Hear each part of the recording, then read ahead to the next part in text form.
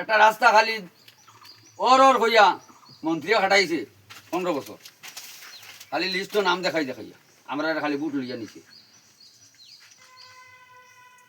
বুট লইয়া নিছে খালি রাস্তা দেখাইয়া আমরা বিশেষ করে ও যে কুয়া দেখা এখানে রাস্তা নাই,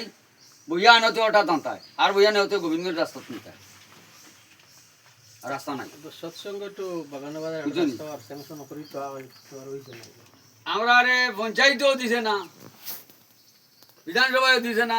ব্লক মেম্বার যারা হয়েছেন এরাও আমরা কোনো রাস্তার ঘাটের কোনো ব্যবস্থা দিছে না, পানীয় জলের ব্যবস্থা নাই। পানীয় জলের ব্যবস্থা একটা আছে কিন্তু পানি নাই,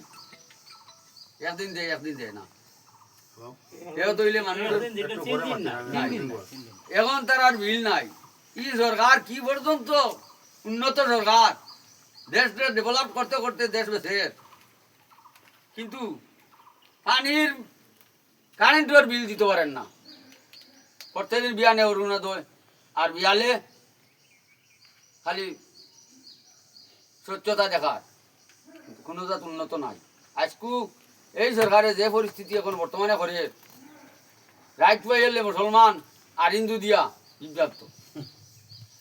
মুসলমান আর হিন্দু দিয়া বিভ্রান্ত লাগাইয়া আমরা দেশে অধপতনের,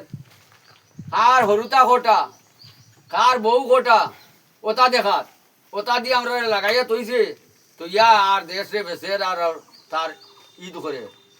এটা আমরা জনগণে বালা বুঝছুন। আমরা যত সময় পর্যন্ত জান আছে এই সরকারের বিরুদ্ধে লড়িম, আমরা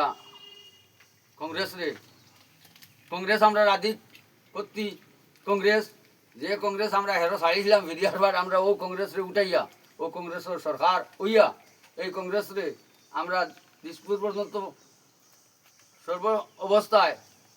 আমরা পূর্ণ স্বাধীনতা আনার ব্যবস্থা আমরা চাইয়ার যে